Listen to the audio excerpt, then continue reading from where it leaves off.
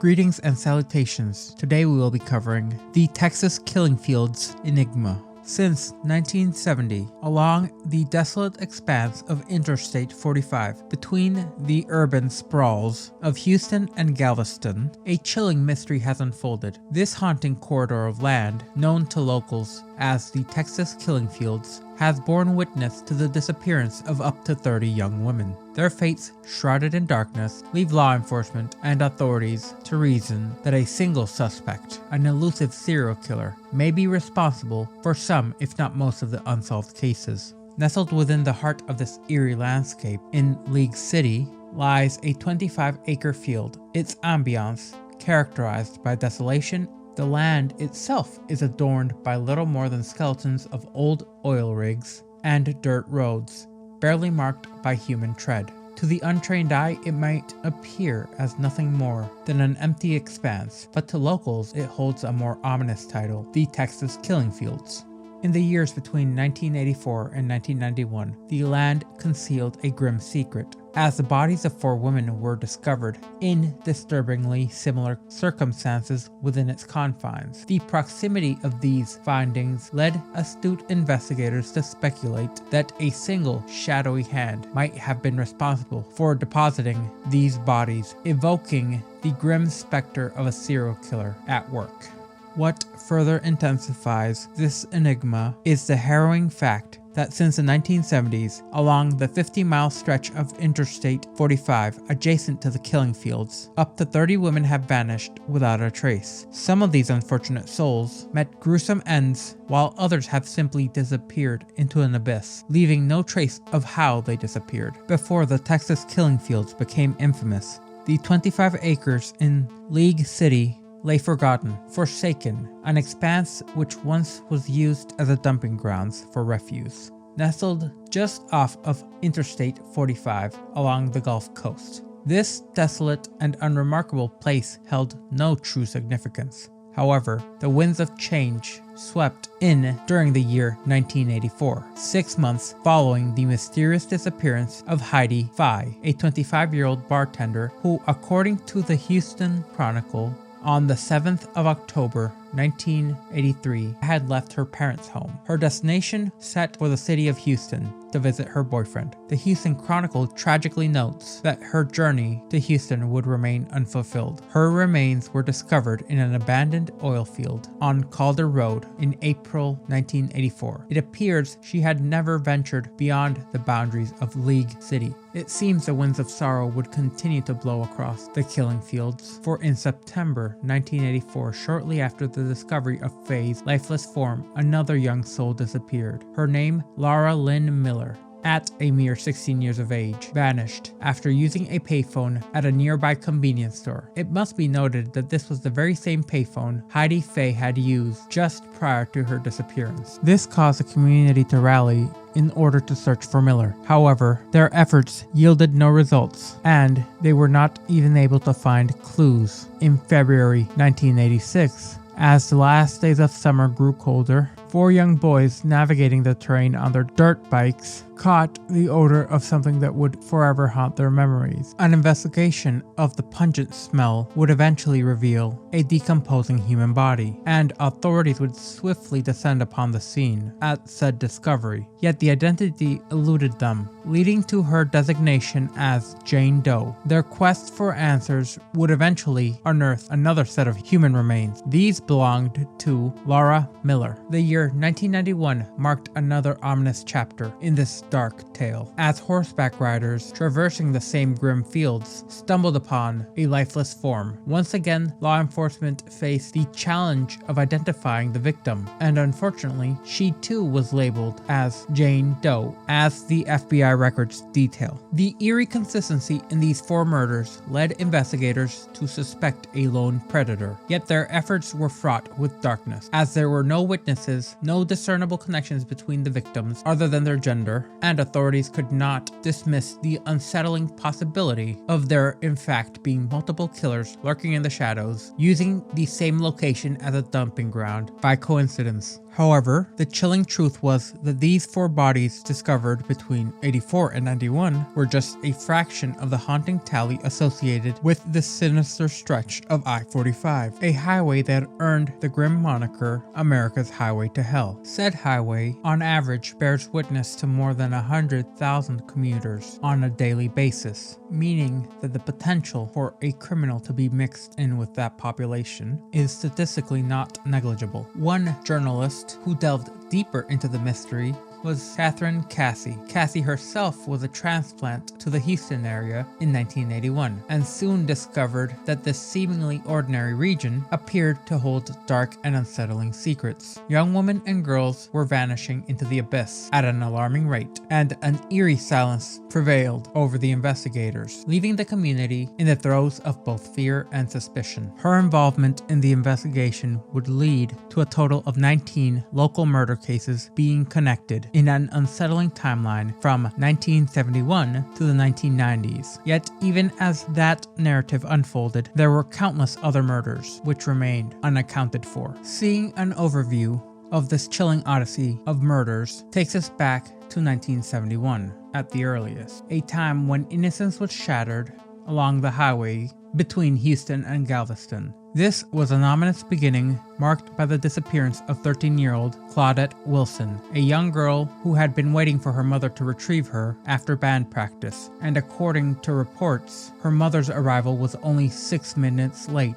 Yet within this fleeting time span, Claudette vanished. The police first exhibited a baffling lack of concern. They chalked the disappearance up to teenage rebellion, suggesting that she might have run away or become entangled in drugs. However, Claire, her mother, vehemently denied these dismissive claims, stating that she knew her daughter would never willingly leave. However, her pleas would fall on deaf ears, as a disheartening silence consumed the case. Tragedy struck once more 5 agonizing months later, when a hiker stumbled upon the lifeless remains of Claudette near a water reservoir. Her father, a dentist, was thrust into the heart-wrenching ordeal of having to identify what would be his handiwork, which he recognized by the unique dental marks left behind. The tale took another sinister twist, as 10 other young girls would share the same grim fate in the Houston-Galveston region. These tragedies unfolded near water, with many of the victims being discovered in the same chilling state, their hands and feet bound and their bodies stripped bare from the waist down. This was a disturbing pattern which would send shockwaves into the hearts of the community. Later in 1978, a glimmer of hope appeared on the horizon as Edward Bell, a serial fascist and adult assaulter, faced arrest for the murder of Larry Dickens. Dickens had intervened when he caught Bell committing indecent acts in front of a group of young girls in Pasadena. Now behind bars and serving a life sentence, Bell confessed to a haunting revelation. He claimed the responsibility for the murders of 11 girls in Galveston, with his first victim supposedly being none other than Claudette Wilson. He had referred to them as the 11 who went to heaven. However, Bell's demise in prison did not bring closure to the torment, as he was to remain a prime suspect, yet he would never be formally charged before his passing due to an overall lack of evidence. However, Bell did spin a chilling narrative when he alleged that he had fallen prey to a brainwashing program that compelled him to commit these heinous acts. Catherine Cassie, who had been granted an opportunity to interview Bell in prison, likened his demeanor to a nightmarish blend of Anthony Hopkins in Silence of the Lambs and Jack Nicholson in One Flew Over the Cuckoo's Nest, essentially stating that he was a deeply unsettling and perilous presence. Regrettably, the arrest of Bell did not signal the end to the horrors that plagued the region. Merely 5 years later, the Texas killing fields claimed its first official victim, casting an even darker pale over this harrowing narrative, as now the consideration of not just the killing fields themselves, but the entirety of the area around I-45 would experience significant developments into the late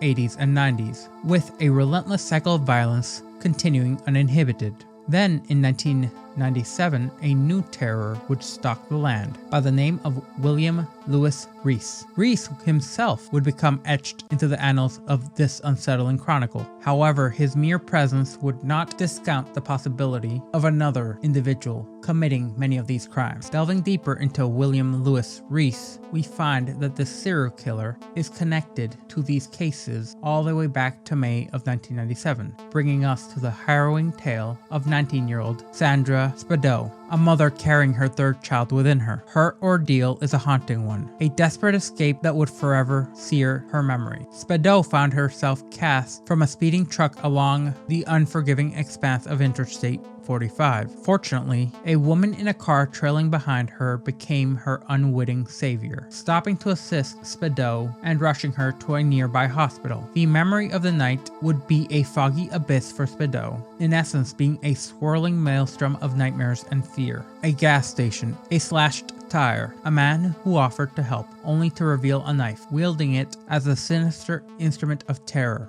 These events were etched into her memory, but the details remained elusive, only dancing on the periphery of her consciousness. It wasn't until several months later, under the guidance of police and the eerie trance of hypnosis, led Spadeau's fragmented recollections to take form. Her mental fog lifted, she would be finally able to recall a crucial piece of the puzzle, the license plate number of the ominous truck that had ensnared her. This pivotal revelation led authorities to the truck, owned by a man named Bill Reece, who was a convicted adult assaulter who had fled from his past in Oklahoma, only to find a new life in the southern realms of Texas. Reece was swiftly arrested, charged with a crime of kidnapping, and given a 60-year prison sentence. Yet at the time, he vehemently claimed that it was all a misunderstanding, professing, "I am not an adult assaulter, I'm just an old country boy." The unsettling truth, however, remained concealed for 18 long years. In 2015, when police unearthed a bone-chilling revelation, Reece's DNA was a match to a brutal murder of a 19-year-old newlywed, Tiffany Johnston, whose lifeless body was discovered in Oklahoma in 1997. He would eventually be extradited back to Oklahoma, where he would be convicted for Johnston's murder, where he would face the prospect of the lethal injection. In a desperate bid for clemency, Reece offered an ominous bargain, a long-hidden truth in exchange for sparing his life. Reece would confess to authorities, unraveling a horrifying reality from the summer of 1997.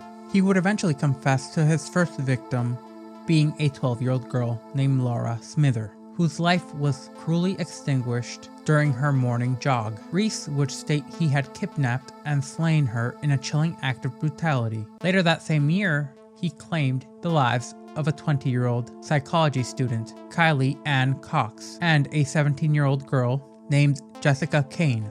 Reece even led police to the burial sites of Kane and Cox. Yet Reece's desperate bargain with authorities did not yield the reprieve he had sought from the death sentence. While he had managed to avoid it for a time, he would be once again extradited, this time to Texas, where he faced a life sentence in July of 2022. The haunting specter of this sinister figure may still cast his long shadow, as it is possible that he might return to Oklahoma once more to face the ultimate penalty. That is, unless he is able to belay said fate by claiming more of the kills from the killing fields. However, the murders of the 4 Texas girls near the killing fields have not been yet solved. But amidst the prevailing uncertainty, there have been some glimmers of revelation. In 2019, a remarkable breakthrough occurred when the Jane and Janet Doe cases were finally unmasked. More than 3 decades after their tragic demise, Audrey Lee Cook, a mechanic laboring in the Houston area who was last seen alive in December 1985, and Donna Gosselin Prudhomme, a young mother of 2 who had escaped her abusive husband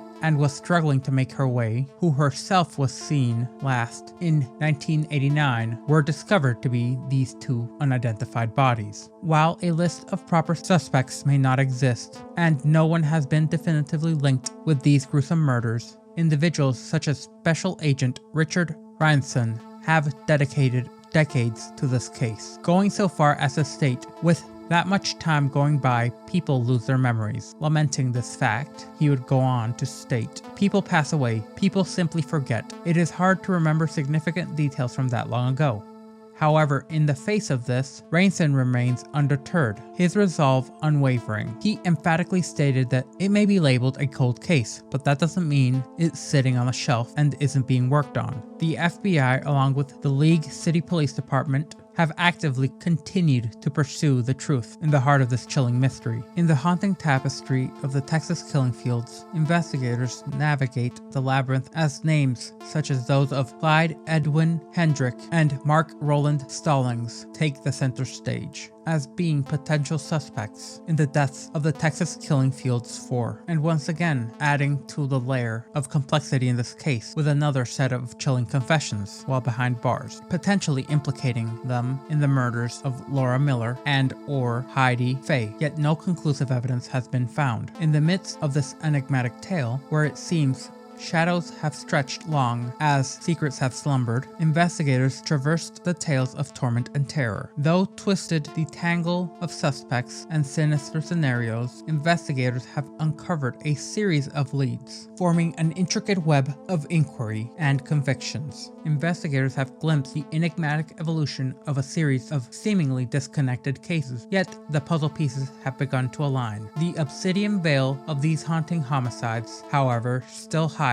cryptic clues, as the chilling chronicles of the Texas killing field murders remain a labyrinth of unanswered questions, and a testament to the tireless tenacity of those who seek to bring closure to these cases. If you remained with me until the end, I thank you, and I do hope you stay tuned and subscribe for more content.